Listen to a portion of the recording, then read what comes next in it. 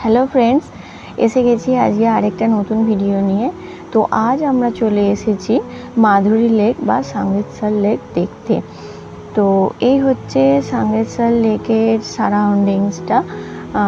চারপাশটা এরকম গ্রাউন্ড দিয়ে ঘেরা, আর সামনে উঁচু পাহাড়, আর তার পাহাড়ের মাঝে কোলে রয়েছে লেকটা। মাধুরী লেক কেন বলা হয়? কারণ এখানে মাধুরী দীক্ষিত একটি গানের শুটিং করেছিল।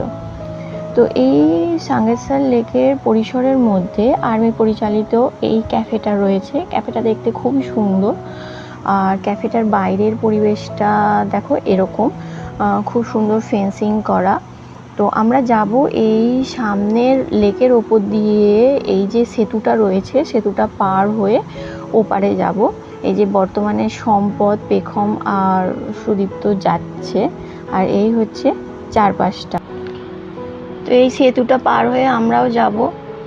লেকের জলটা অপরূপ সুন্দর, দেখো তিত্তির করে বয়ে চলেছে, আর আকাশটা পুরো নীল হয়ে আছে। তো আকাশের রঙে লেকের জলটা রঙিন হয়ে আছে।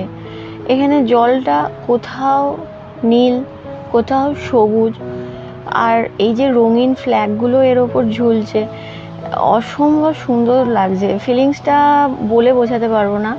এই যে সেতুটা দিয়ে পার হয়ে যাচ্ছি, বেরিয়ে আসার পর এতদিন বাদে আমি ভিডিওটা করছি, তো তাতেই আমার সেই কথাগুলো মনে পড়ছে, তখনকার ঘুরে বেড়াবার কথাগুলো। খুব সুন্দর চারপাশে, প্রত্যেকটা মানুষ, সম্পদ পেখম তো বটেই, প্রত্যেকটা মানুষ এনজয় করছে, এই প্রকৃতিটাকে ফিল করছে।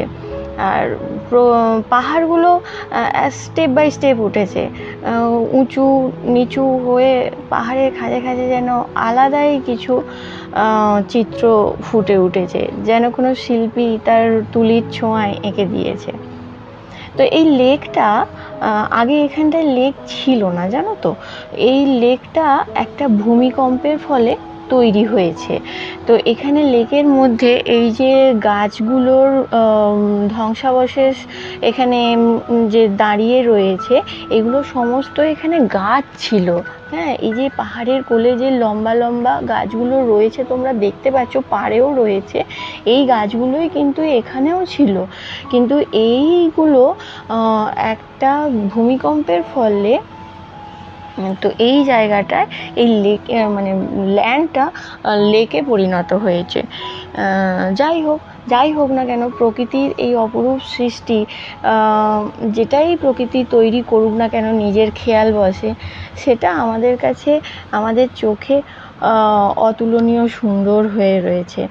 আর এই রামধনু রঙের সাথে লেকের রঙটাও মিলেমিশে যাচ্ছে। রামধনুতে যেরকম 7 রকম রঙ মিশে থাকে, তেমনি সূর্যের আলোয় রঙের সঙ্গে লেকের জলের রঙটাও একেবারে মিশে যাচ্ছে। কখনো সবুজ, কখনো গোল্ডেন, কখনো নীলাভ, কখনো ব্রাউন, খুব ভালো লাগছে। আর এইখানে আমরা হাঁটতে হাঁটতে এসছি, এই পরিসরটার মধ্যে হেঁটে ঘুরে বেড়ানো যায়। তো হাঁটতে হাঁটতে দেখো আমরা মাধুরী পয়েন্টের কাছে পৌঁছে গেছি। ঠিক এই পয়েন্টেই মাধুরী দীক্ষিত কোয়লা সিনেমার একটি গানের শুটিং করেছিল। তো সেই থেকে এখানটাকে মাধুরী পয়েন্ট বলে পয়েন্টিং করে রাখা হয়েছে। এটাও সমস্ত টুরিস্টরা দেখতে আসে। তো ওভারঅল পরিবেশটা খুবই সুন্দর। আর সবচেয়ে অ্যাট্রাক্টিং লাগলো এই জায়গাটায় এসে, এই যে নীল জলের মধ্যে এই যে হাঁসগুলো ভেসে বেড়াচ্ছে, আর জলটা যে চিকচিক করছে, এরকম দৃশ্য আমরা রবীন্দ্রনাথের বইতে পড়েছি, শরৎচন্দ্রের বইতে এই রকম রূপের বর্ণনা পড়ে এসেছি, কিন্তু চাক্ষুষ আমি এই অরুণাচলে এই লেকে, সাঙ্গেতসার লেকে এসেই দেখতে পেলাম। এই যে ডাকগুলো এখানে ভেসে বেড়াচ্ছে, এখানে এগুলো বহুল চলিত আছে। তো এইগুলো হচ্ছে গোল্ডেন ডাক। এই গোল্ডেন ডাক আমরা অরুণাচল বা নর্থ ইস্টেও অনেক জায়গাতেই দেখে থাকি। তো আমরা যখন আসামে গিয়েছিলাম, আসামেও আমরা কাজিরাঙায় যখন সাফারি করতে গিয়েছিলাম গোল্ডেন ডাক দেখেছি। তোমরা সেই ভিডিওটা না দেখে থাকলে আমার চ্যানেলের প্লে বাটনে গিয়ে কাজিরাঙা বা আসাম এপিসোড থেকে দেখে নিতে পারো। তো এই গোল্ডেন ডাকগুলো দেখতে অপরূপ সুন্দর, আর অনেক দূরে হওয়ার ফলে আমার ক্যামেরায় খুব একটা ভালো এখানে আসেনি, বাট এগুলো দেখতে অসাধারণ সুন্দর। তোমরা একটু গুগল করে দেখে নিতে পারো।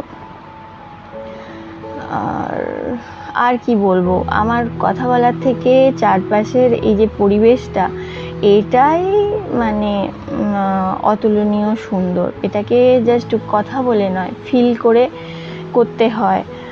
এখানে আমি আর পেখম অনেকটা সময় হেঁটে চলে বেরিয়েছি, আসতে যেন মনই চাইছিল না, অথচ ড্রাইভার যে আমাদের তাড়া দিচ্ছিল চলুন চলুন করে, কারণ এখান থেকে যাওয়ার পথটা ফেরার পথটা বেশ একটু খারাপ, সেখানে আমাদের যেতে হতো। তো এই যে গোল্ডেন ডাকগুলো এখানে অনেকটা ভালো এসেছে, পুরো গোল্ডেন কালারের এই ডাকগুলো। আর এই যে সবুজাভ নীলচে যে জল, লেকের জল, আর এখানে এই যে বাদামি বাদামি গাছগুলো রয়েছে, এই পরিবেশের মধ্যে, এই চিত্রর মধ্যে গোল্ডেন ডাকগুলো যেন স্বয়ংসম্পূর্ণ লাগছে। খুবই সুন্দর এটা। তো আমরা এসে গেছি ভিডিও শেষের দিকে একদম। ভালো লাগলে একটা লাইক করো।